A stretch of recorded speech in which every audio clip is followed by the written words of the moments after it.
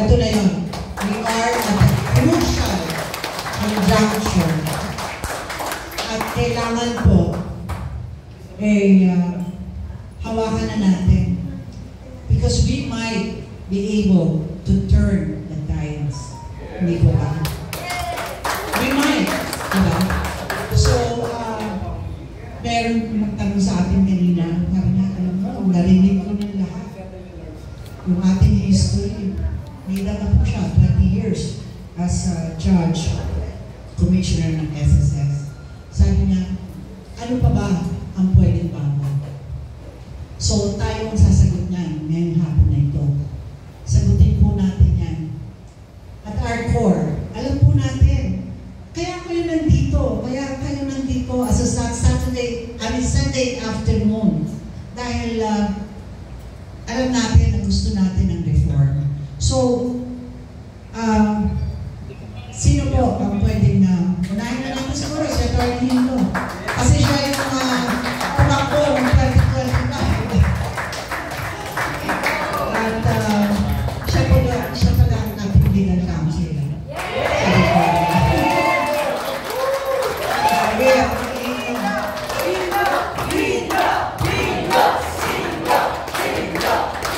Salamat ka, Bigyan. Nung naparinggan natin si Doc Edwin, para tayong bumalik sa elementary at high school.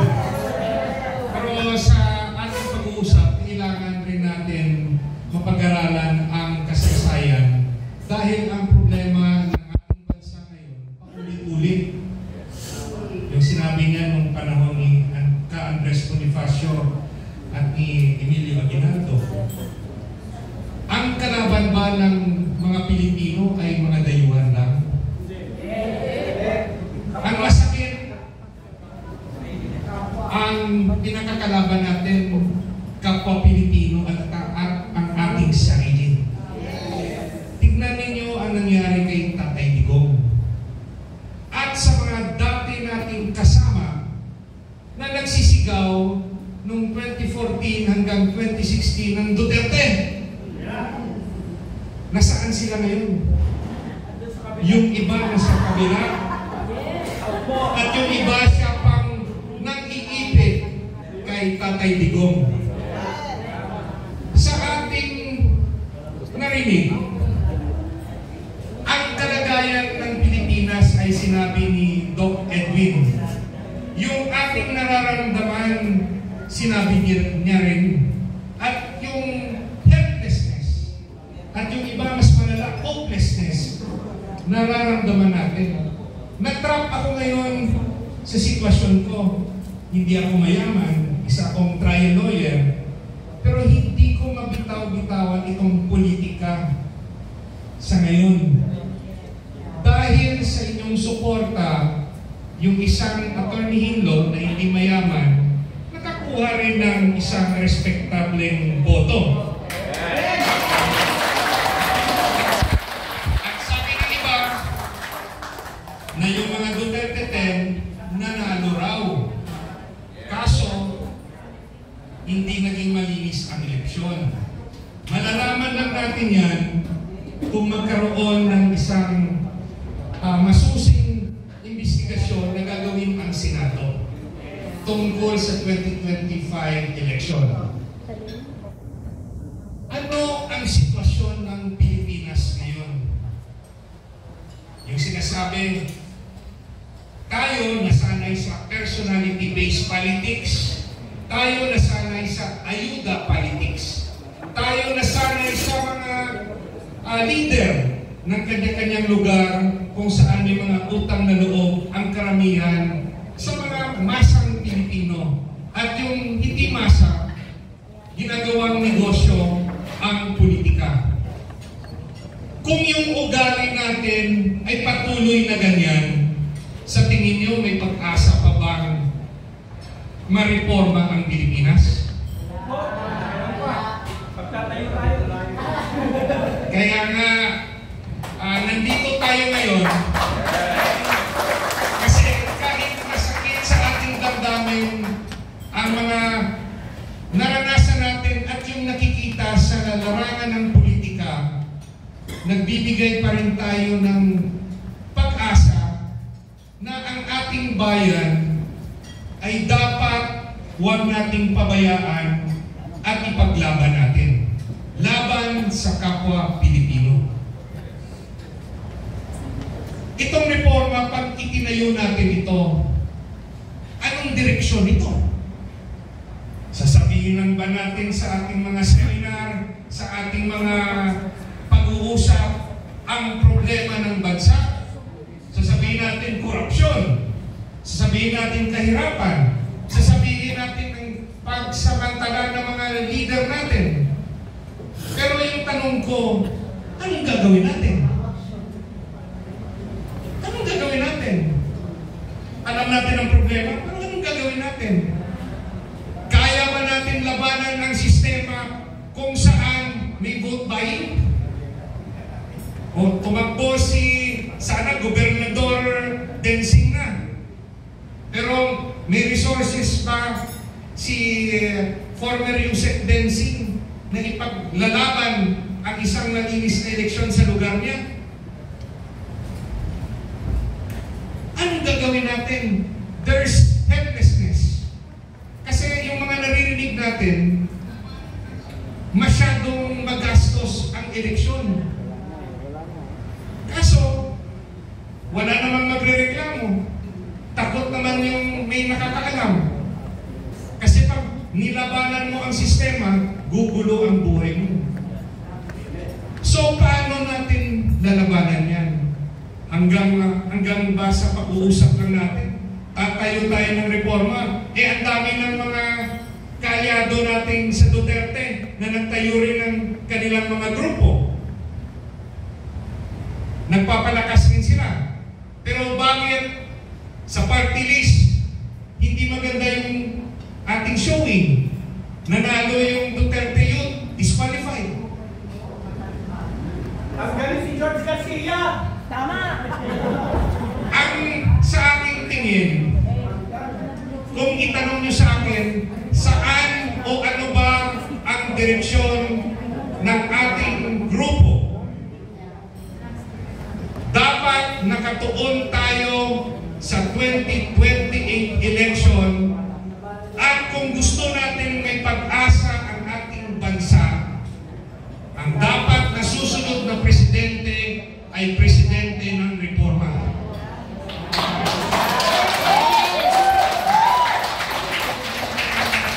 Maghanap tayo ng isang leader na ating susuportahan na dapat iluklok bilang presidente. Kasi kahit anong pag-uusap natin, kahit anong kritisismo natin sa sistema pang-gobyerno, kung yung susunod na presidente ay kinain ng sistema at walang programa na makakabago sa ating bansa, hanggang dito lang tayo. Masyadong critical ang laban sa 2028. Sa ngayon, marami tayong naririnig sa ating mga kasamahan na nagsasabi ito ang problema sa Administrasyong Marcos, kailangan natin baguhin. Pero kung hindi natin mailuklok ang ating napiling presidente sa 2028, napakalakas po ng kapangyarihan ng isang presidente. Siya po nag-a-appoint ng mga cabinet secretaries. Siya po yung leader sa DOJ. Siya po yung magkocontrol sa DOJ secretary. Siya po yung magkocontrol sa ekonomiya. Ano ba ang mangyayari sa atin pag isang trapo at hindi leader na may malasakit sa ating bayan ang mananalo? Parang another hopeless Philippines for another 6 years. So from now up to that, that's another 9 years. Kaya ba natin na mag-antay? No. Ang ibig kong sabihin, kahit anong pag-uusap natin dito, ating susuportahan at maging united tayo kung sino ang iluluklok nating presidente. Now, pag napili ba natin, assured ba tayo na mababagong Pilipinas? Hindi pa rin. Dahil kahit malakas ang ating presidente o ang ating presidentiable, kung hindi natin marereforma ang COMELEC, ang eleksyon, sa tingin ba natin magiging patas ang laban? O magsususpetsya pa rin tayo na ang vote counting machine ay hindi accurate? Yung talaga bang boto natin ay yan ba ang talagang bibilangin ng makina? O dapat nating ilaban at hingin sa COMELEC na dapat manual counting tayo at the precinct level? Para ang representatives natin meron election return. At yung transmission, saka na maging electronic. So it should be a hybrid. Kasi tayo, buboto tayo sa balota, kakainin ng makina, lalabas ang resibo. Yung iba nagrereklamo na hindi pareho yung lumabas sa resibo sa pinilang. Yung iba nagrereklamo bakit overvoting, 12 lang naman yung binoto nila. At ganun ba ka-bobo ang mga Pilipino? At magkano? Ilan raw yung overvoting? 18 million ba? 17? More or less? Ganun ba karami? 17 million ba ng Pilipino ay boboto ng more than 12? Kung tama yung sinabing figure, 17 million, okay, gawin mo ng 6 million. A 6 million vote could swing the result ng senatorial. Pag hindi natin maimbestigahan ang 2025 election, kahit popular ang ating presidentiable, hindi tayo confident na may iluluklok natin sa 2028 election ang gusto nating presidente. So, attorney, ano dapat natin gawin? Pag nabuo na natin itong organisasyong ito, dapat meron tayong letter request. Hingi tayo sa ating mga senador na magkaroon ng Senate investigation sa 2025 election. Bakit Senado? Meron ng pending case sa COMELEC. Meron ng pending case sa Supreme Court. Pero mabagal ang proseso doon. Dahil sa due process na tinatawag, nagsasagutan pa sa papel at pwedeng ilaban sa Korte Suprema. Pero kung Senate investigation, di ba nakita natin yung quadro, ang bilis? Pag sinabi na yung isang dokumento, dapat ibigay, otherwise makukulong. O di gawin rin ng Senado para mabilis ang investigasyon sa eleksyon. Yan po ang nakita natin na pinakamabilis na paraan at pinakamura. Pabuksan yung mga balota ng mga sample areas para makita natin, ang balota ba pareho sa resibo? Pareho ba sa transmitted result? Kung pareho, edi talagang nagkulang tayo sa kampanya. Gaya sa akin, sa personal, nagkulang ako sa pagbisita sa Luzon at Metro Manila. So alam ko, may pagkukulang sa aking kampanya. Kung totoo man na walang daya, edi magpakilala ko ngayon. Pero kung makita natin na iba yung resulta, mahirap po magkampanya kung yung resulta na desisyonan ng makinarya o ng makina. Unahin na po yung Lanao del Sur. Now, so we have to have a position regarding election, and we appeal to our senators para ma-ensure natin na yung 2028 election patas. Kung matalo tayo,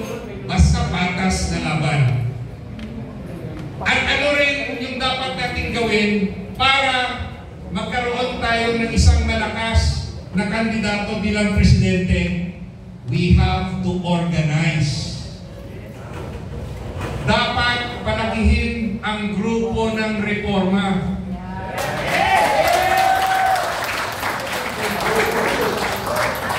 At kung malaki na yung ating grupo, ipaintindi natin sa kanila na kung gusto natin ng tunay na reforma, maglagay kayo ng mga kandidato na sa tingin ninyo ay makakatulong sa bansa at merong konkretong programa para sa ating bayan.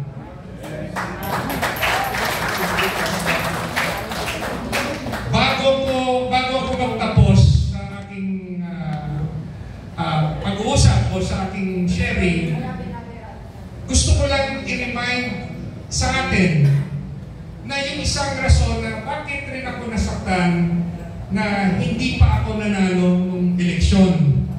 Dahil ako po'y naniniwala na yung aking programang pinag-aralan at isinusulong sa ating bansa ay yan talaga ang makakapagbago sa Pilipinas, lalo na sa ekonomiya. Sinasabi ko nung kampanya na dala ni Atty. Hino ang pinakamagaling na National Economic Program sa ating bansa. Ano po yun? The Philippines needs to industrialize.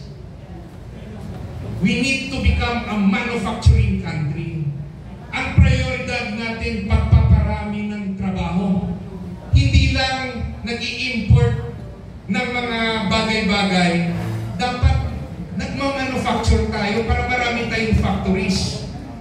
Pangalawa, we have to do, dapat natin gawin, state-managed farming. Ano nga yan? Baka nakalimutan na ninyo. Ang mga lupain na pag may-ari ng gobyerno na nakatiwangwang, dapat lagyan ng gobyerno ng negosyong agrikultura.